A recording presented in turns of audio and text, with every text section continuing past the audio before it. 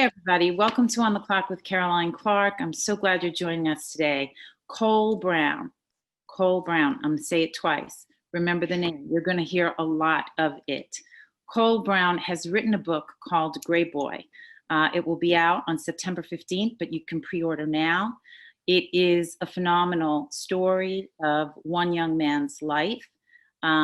He calls it a scrapbook, which I think is a really apropos phrase. It's unique.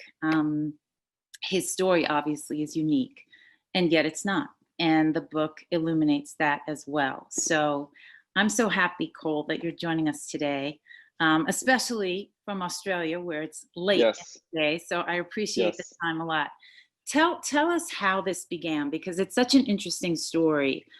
You were a student at Georgetown, a junior, I believe. And this began as a class project, right? Yes. So I was, as you mentioned, I was a junior at Georgetown. First, let me say thank you so much for having me. This is an honor, truly. The project began just as you mentioned. I was a junior at Georgetown, and in a class where I was with this professor who I think was sort of disenchanted with the profession he had chosen, and decided that for his last semester at Georgetown, he was going to switch things up and have people write an entire book in a semester. This was actually for an entrepreneurship class, so we were supposed to write a book on a business that we wanted to start. The first day of class, I knew, literally within moments of him announcing this, I knew that if I was going to write this many words on any topic, it needed to be about this. It was not about a business. It needed to be about the lives and experiences of Black kids growing up in white spaces the way that I did, because I knew that that book needed to exist. So I sort of negotiated with him a bit and told him that that's what I felt I needed to do, and spent a semester writing what amounted to about half of a book, half of kind of where we ended up. At the end of that semester, he generously offered to publish it, and I felt like, because I was sort of caring for not only my own story but other people's stories, I wanted to continue on. The thought was that that would be about a 6-month process. It turned into about a 3-year process.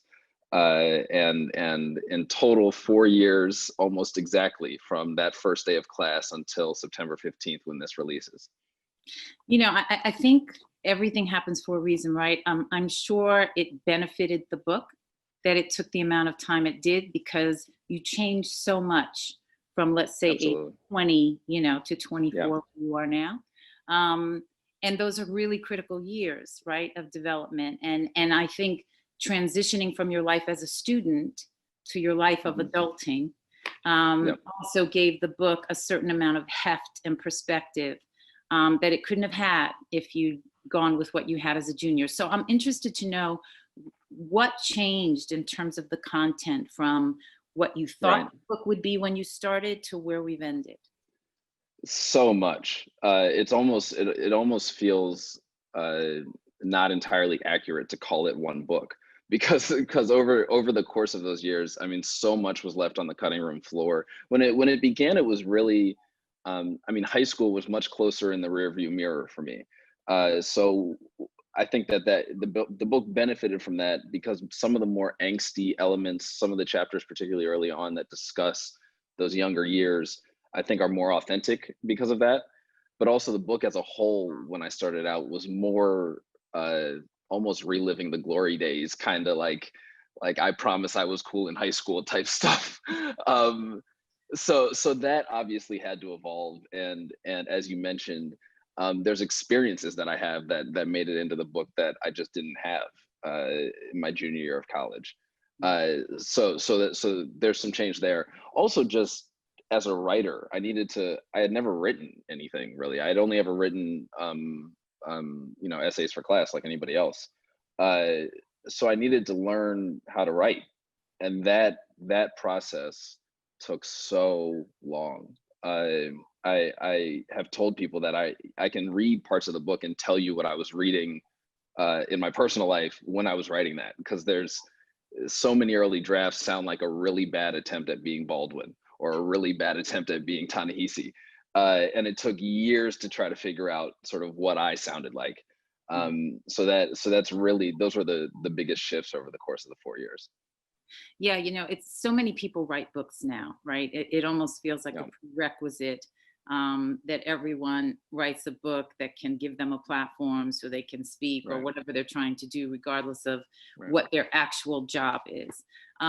But, every writer is fed by what they read. And I know that you grew up, because you write about it, where your father dumped a bunch of books Yeah, on your bed and really forced you through yeah. those books, and to then offer your perspective on those books. Talk about that and how that fed into your process as you wrote your own story. I think that particularly given the education that I was given sort of in a formal way, um, there's an entire literary canon that is Black literature that I would have largely missed had my parents not been very intentional about supplementing that education. Uh, so they knew that school was not going to be enough. They knew that they were sending me to this sort of, in our environment, a prestigious school that still was not going to give me everything I needed. So as you mentioned, they both sort of orally, particularly from my pop, I'm thinking of now, who you would have read about, who I love dearly. Sort of the oral storytelling that I received from him, and then the written storytelling that I received from both of my parents, um, shaped how I understood we tell our own stories. So someone, sort of a one of my mom's friends recently read the book, and she is a white woman, and she commented on the fact that there were parts of the book she didn't understand, and I was like, you're correct. Like, absolutely, there are parts of this book that you are not meant to understand. And I think that going through the writing process, free from attempting to explain this, and instead concerned only with truth and honesty, is something that I only could have gotten from reading the people who executed it much better than me over the course of the 20th century. So, let's talk about this, because I realize we're going down a road here, because you know what Yeah. you've written and I know what you've written. Um, Yes. but I guess I haven't really helped you lay the groundwork for what you've written. Yeah. So, I know it's memoir. You describe it as a scrapbook, but the story you tell is of a particular life Yeah. that closely resembles those of many Black people for generations. But your generation in particular has experienced this tokenism, which Yeah. you call it, in a particular framework in the world today. So I want, first of all, just tell us, what is this book? And then I also want Yeah. you to tell me who you wrote it for, because you talk about this white woman not understanding it. Yeah. Started out where you were writing it for a professor, right? It was an Yeah. assignment. So I Yeah. think every writer writes to a reader. Yeah. Who is this book for? If you say the white woman wouldn't understand it, who is it for, and what does it say? So to answer the first question, what is this book about? It's about uh, growing up Black in white spaces and all of the many things that entails, trying to discover one's own identity when surrounded by dissimilarity. So it is in part my own story. It's part memoir. It's many of my stories, as you mentioned. But the reason that I call it a scrapbook is because part of the point was that this is not an experience that is so unique as to be particular to my own life. I wanted to capture those parts of the experience that extend across, as you mentioned, the many of us that have this experience growing up. So I included many of my own stories in part because I know them best, but I also included many stories from people that I interviewed, largely my friends, but also just people that I knew that grew up similarly, sort of across the country and within my age group. You mentioned writing with a reader in mind, and I will respectfully disagree with you. I intentionally didn't want to have a reader in mind. I thought that uh, really what I cared about was just trying to put something true on paper. And I think that whenever you have a reader in mind, you begin to subvert that goal.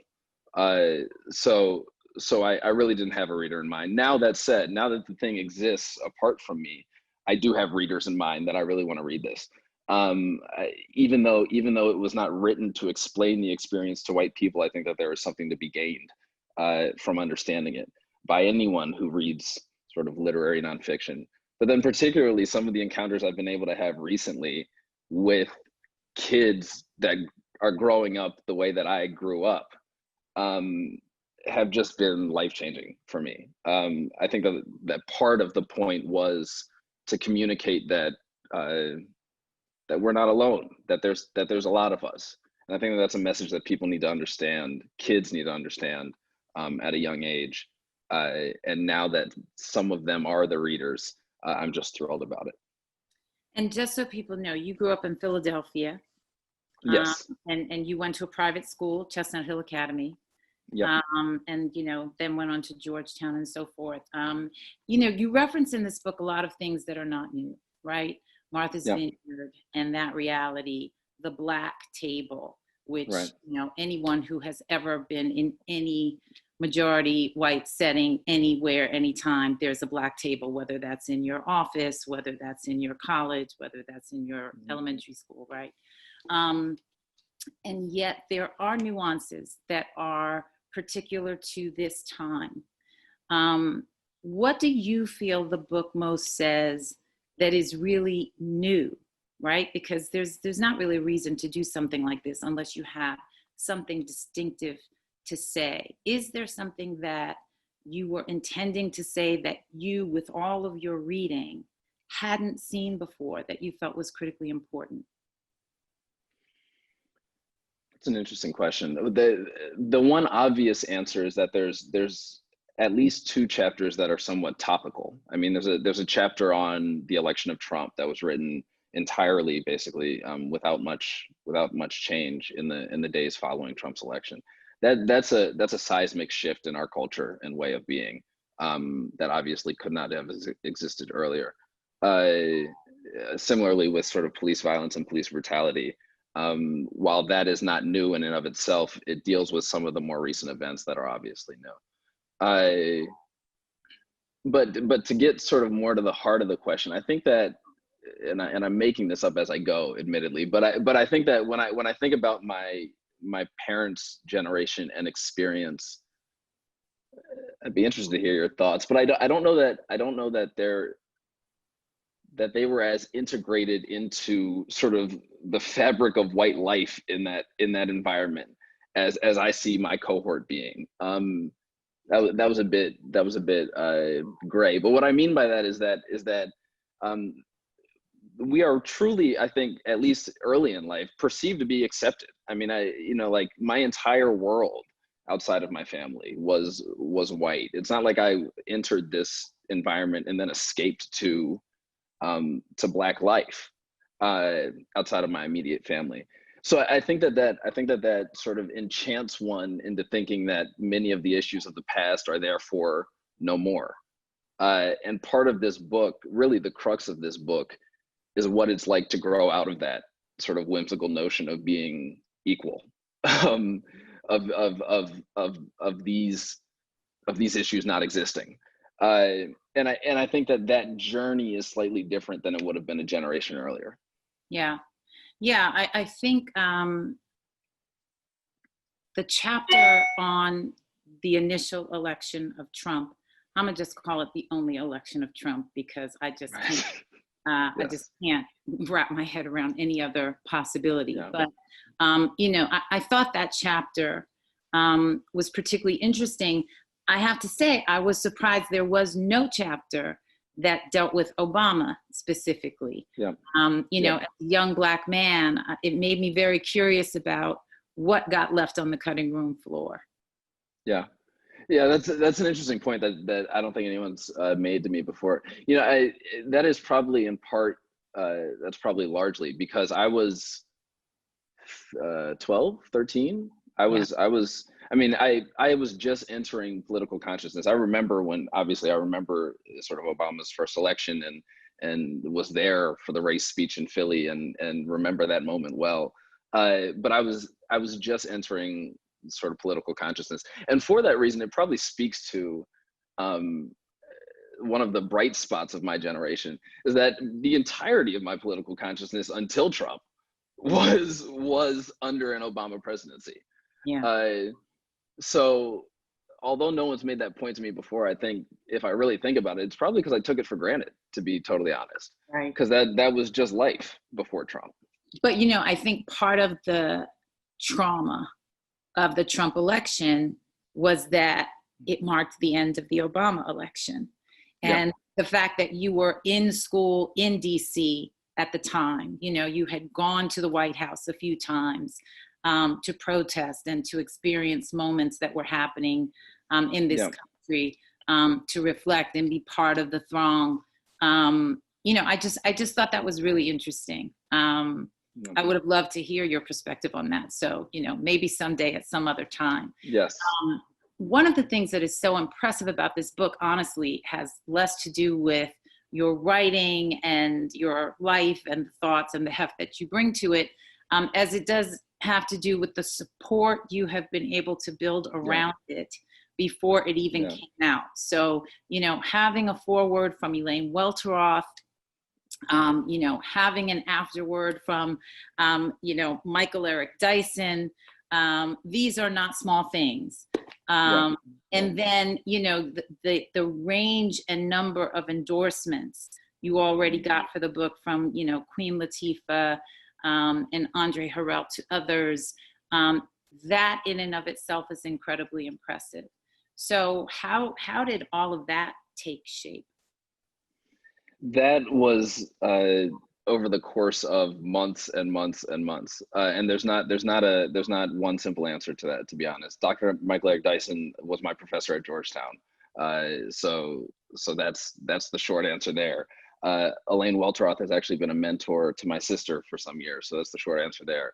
And in many of the other cases, it was like, okay, guys, I have a book coming out, you know, like next, you know, months and months from now. So today we need to start calling whoever's uncle's cousin's aunt's brother can get to any of these people, and just keep working on it. And these are incredibly busy people, obviously. So it's not just getting in touch, but it can take some time for someone to get through a book by somebody they don't know. It's obviously not a priority. So the generosity has been incredible. It takes enormous confidence, though, also to reach out in that way. So, you know, my sense is that you understood intrinsically that this was going to fly, right? Like, you're not just hauling your book off to these people thinking, you know, I hope they like it, but it's kind of like, you know, I feel like there's a baseline of confidence that goes with that kind of effort. Where does that come from? Like, how proud are you of this book, and where did you need to get to feel that? So, it took a long time to get to that place. I mean, I didn't start there. It's important to say that I had written for 3 years before I sent it to anyone. I mean, and when I say anyone, I mean like my parents included. So it took a long time to get to that place. Once I knew from the beginning, from that first day in class, that the idea was unimpeachable. I knew that this idea will resonate with people no matter what people say. I know that there's just enough of us. There's too many of us that share this experience for it not to. So when I knew that, all it meant was the execution is going to be the problem. Like, I need to figure out how to get this done correctly. But if I can do that, I know the idea makes sense. And that's what took so long was the execution. What took so long was trying to figure out how to communicate this story. But once I had done that, I felt pretty good about the final product. And if I can add one thing to the question that you asked earlier, because you mentioned Mr. Andre Harrell, and I spoke to a couple of the other ones, but I should speak specifically to him because he was such a tremendous loss. And I don't have a personal relationship with everybody on that list, to be honest. But Mr. Andre Harrell, I did. We weren't incredibly close, but there were kind of inflection points in my life where he took time to mentor me. Actually, shortly before I moved to Australia, we went and got lunch in Los Angeles, and he just talked me through pretty important career moves that I was thinking about making. And the fact that he ended up on that book speaks volumes about sort of how generous he was with his time to someone that was, just kind of a young kid trying to figure it out. Well, it speaks also to his, seeing something in you that obviously mattered to him as well. With this book, I think you make the point that you felt from the start that the premise was unimpeachable. But I do think that there's always a risk, particularly as a Black person in this country, when you tell a story of privilege, right? Because it's not the story that's typically told about us, but it's also not the story we typically want to hear about us, right? I think that so many of us are extra invisible and extra marginalized and extra misunderstood, and don't necessarily have the means to do what you did here. That I feel like there's always a risk about the backlash against these stories of Black privilege. Were you, cognizant of that at all? Did you have any particular, did any particular feeling about that factor into your process and what you chose to illuminate or how you chose to illuminate it? I struggled with that a lot, particularly early on, because this is not a story of woe is me. And I knew that if I did this incorrectly, people would suggest that it is. And this actually goes back to your earlier question about writing with a reader in mind, because I struggled with that for, the bulk of at least 2 years.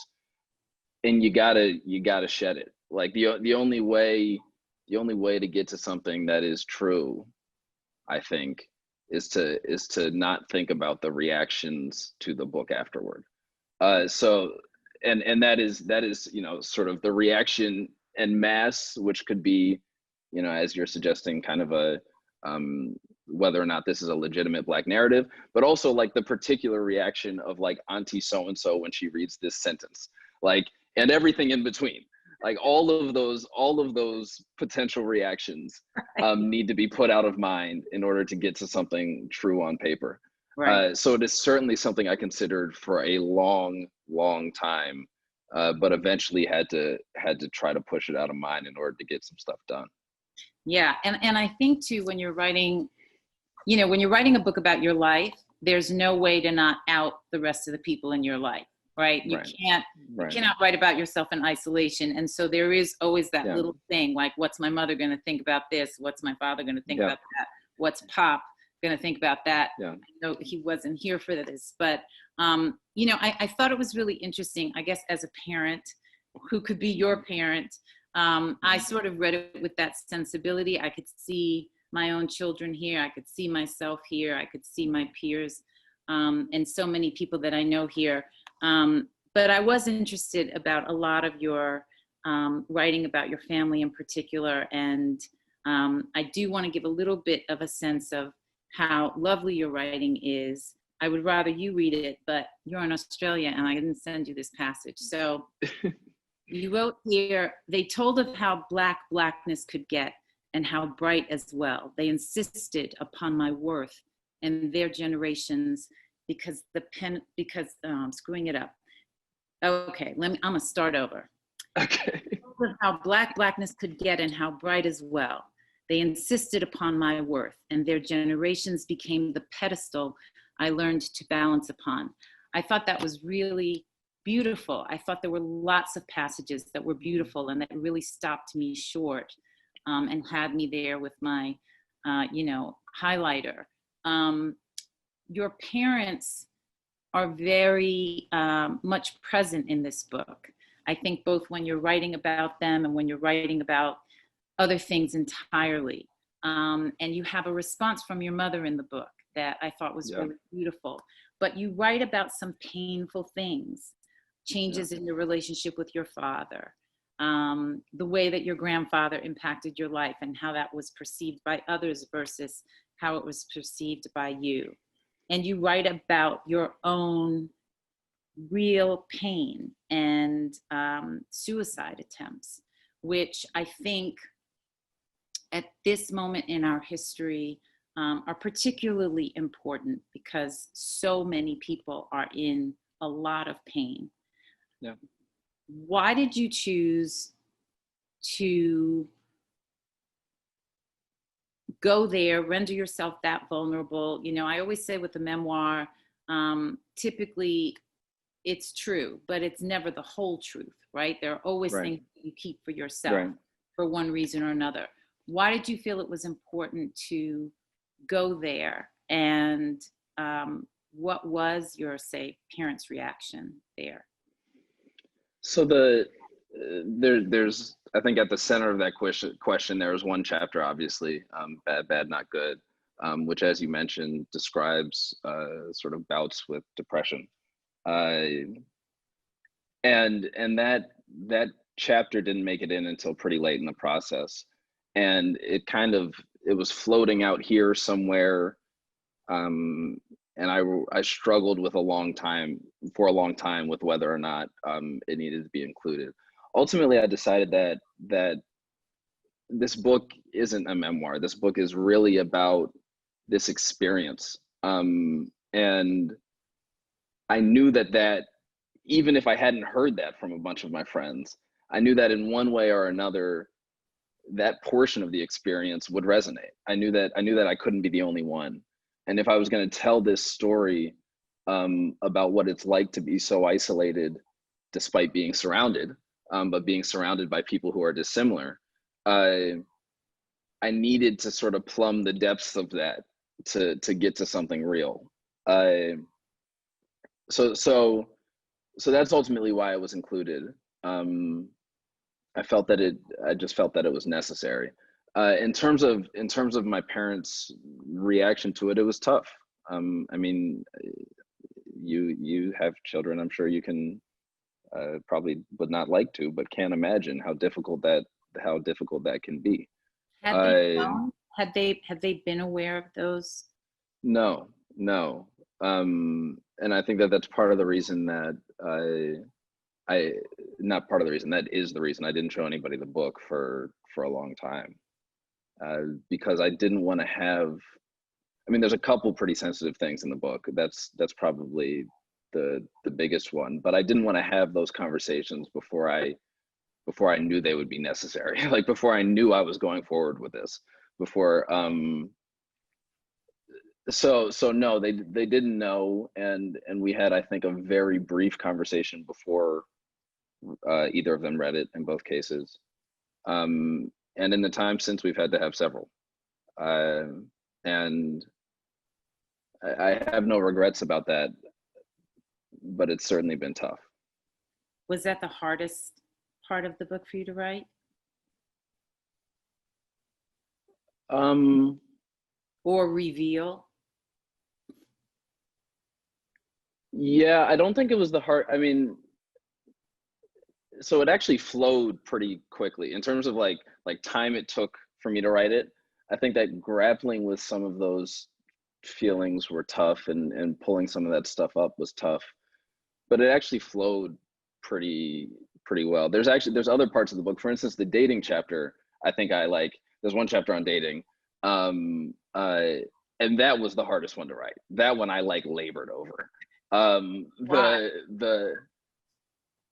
Because I think that's a really easy conversation to screw up, and I really didn't want to screw it up.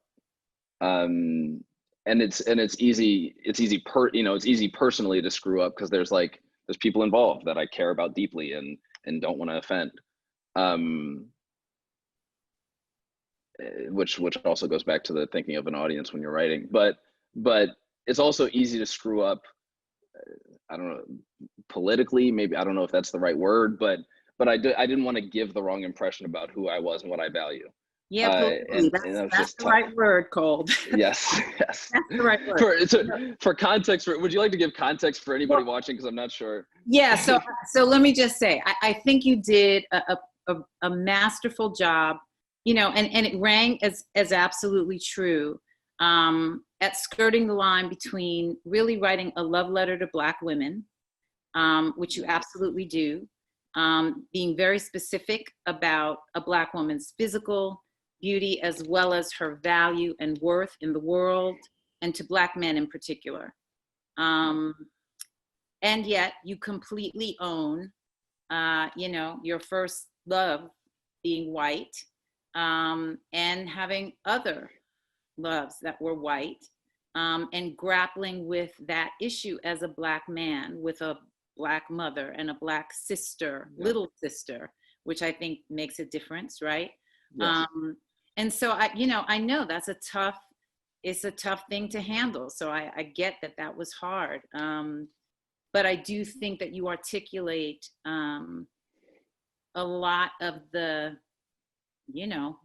feelings and issues that people grapple with, especially now when sort of all gates are open in a way that they've never been, but in a way that forces you to really hone in on what matters most to you and who you want to seem to be or be. Absolutely. So I just to add to that, I think that actually I'm not sure I do have anything to add. It was just tough is the answer. And not tough because I was trying to be sort of politically tactful, but tough because because these are two equally true things about me and about the way I view the world, that if not told correctly can seem to be in conflict with each other. And I just wanted to show that both of these emotions can be housed within the same body. So that was the struggle.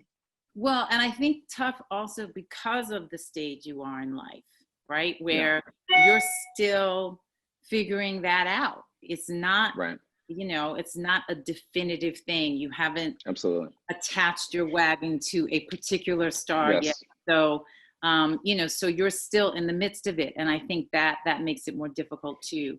But, I think it's interesting because in a way it's symbolic of the larger issue throughout the book, right? Which is that you were a Black child, you are now a Black man living in these spaces that are largely white, feeling accepted, but figuring out if you're really seen. I think that whole notion of growing up where you're entirely comfortable in a space and coming to realize, which is sort of what that Trump chapter really, highlights, that did they ever really see me? When you have friends who you've known and loved and grown up with, who you realize very possibly voted for something that is so anti you, trying to figure out what that means you mean to them or what they really see of you. It's a really complicated knot. It just is, right? Yep, absolutely. And so many, that's why the Trump chapter. So as I mentioned, the Trump chapter was written literally the week that he was elected and the days after he was elected. And one of the things that I struggled with as we're coming up to the release is how much do I update that? And I chose not to. So spoiler alert, it's it's all pretty dated at this point from the standpoint of like actual sort of political content.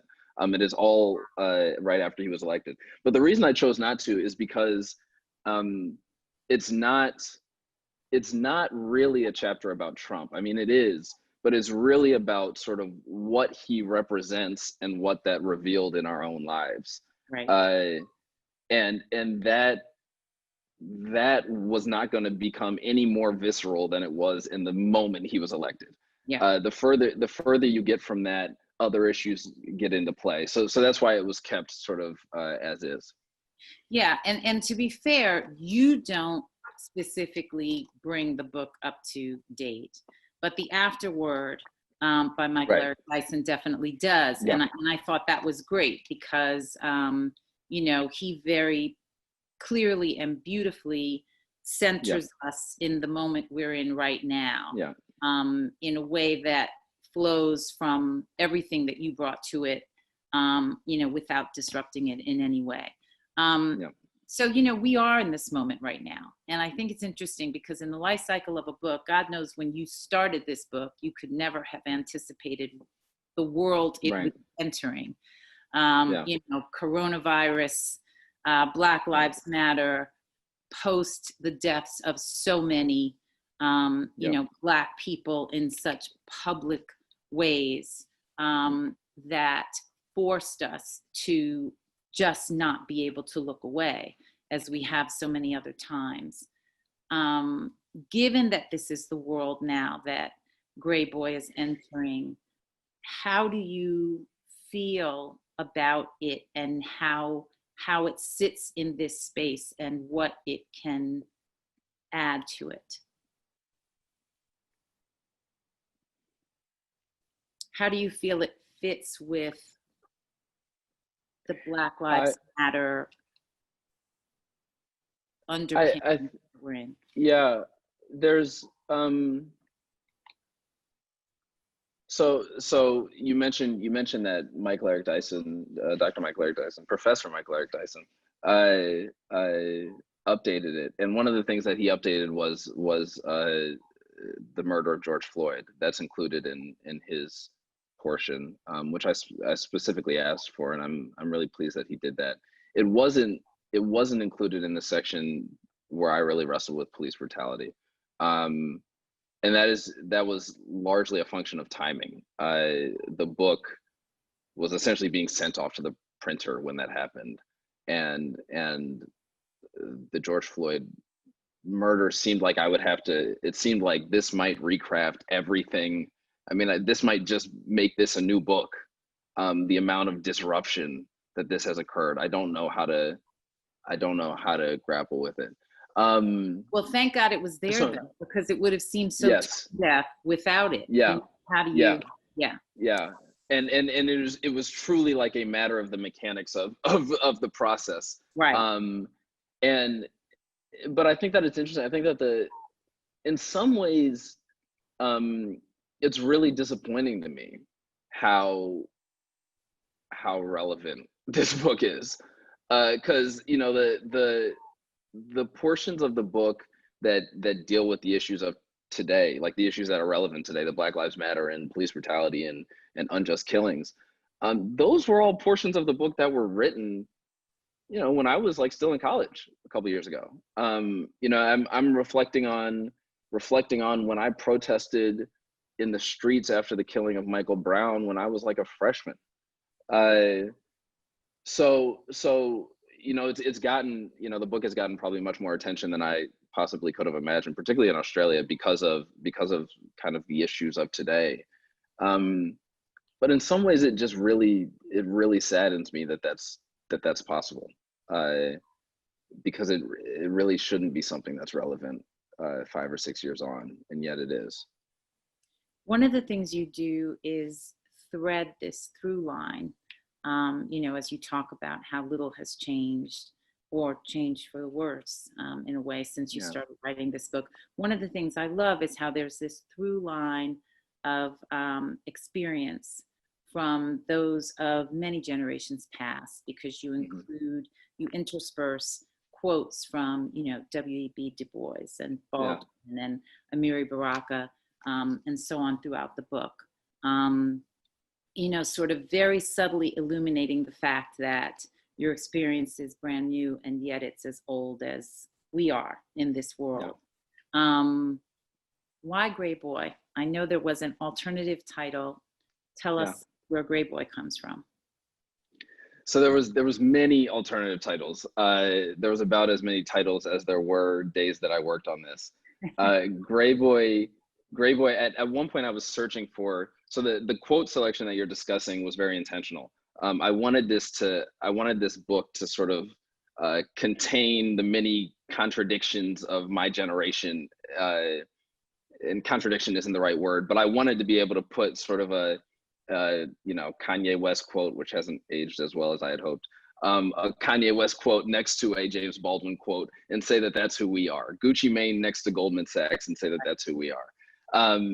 So that was very intentional. In terms of the Gray Boy title, I was looking for some of those quotes, and also just doing reading and going through, you know, going through my mom's bookshelf, which is where much of this inspiration came from, and came across an Amiri Baraka poem called "A Letter to Half-White College Students," And in it, he is really pointed with his criticism about the exact population that I am attempting to describe in this book, like token Black kids.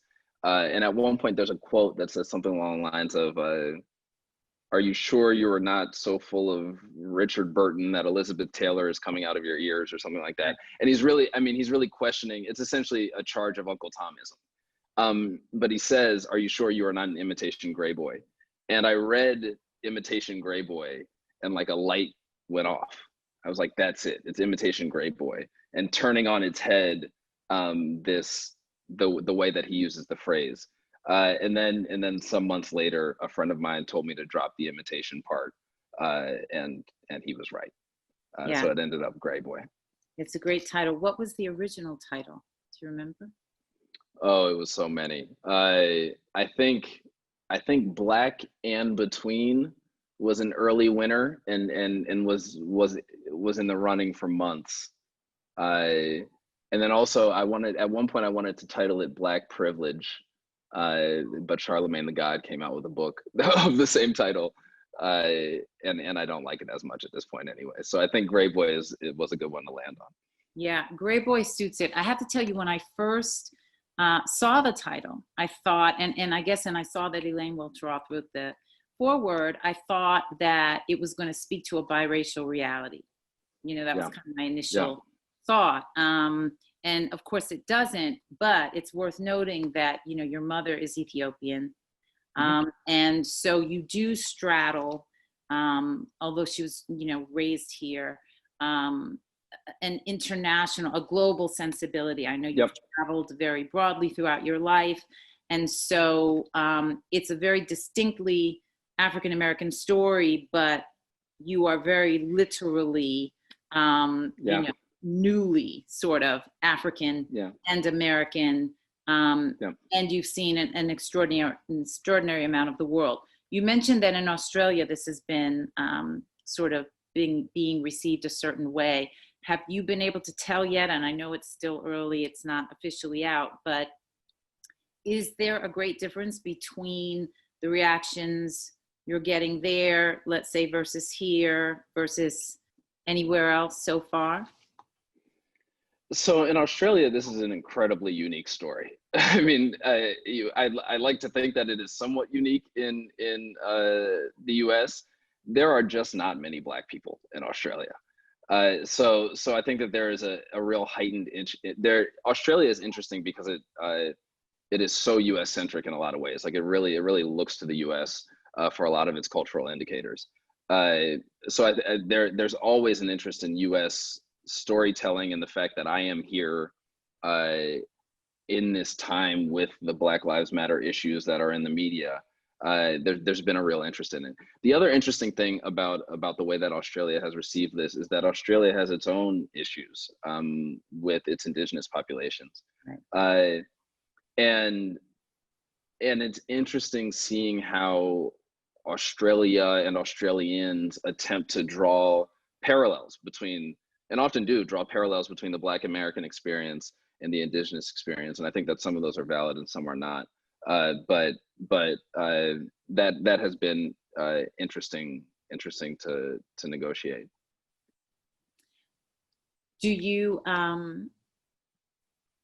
have any reservations as you step into what I know is going to be, you know, a very demanding time around the release of this book? I really think, you know, I think it's gonna get a lot of attention and demand a lot of you as you prepare to really step into the center of that.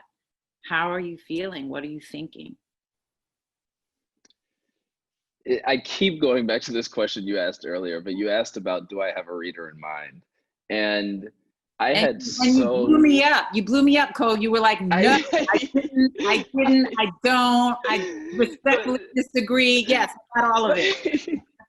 But the reason that I keep going back to it, and the reason that was my response, is because I've thought so much about it, and I was so, like, it was such cognitive dissonance. Like, I so pushed having any reader in mind out of my mind that I kid you not. I remember I was walking back from the gym as recently as like a couple weeks ago. And I remember the moment when it hit me that anyone in the world was going to read this book. And, and mind you, this is a moment like after it's at the printer, after the books are getting like, and only then was it like, oh my God, you know, like Auntie so-and-so really is going to read that sentence.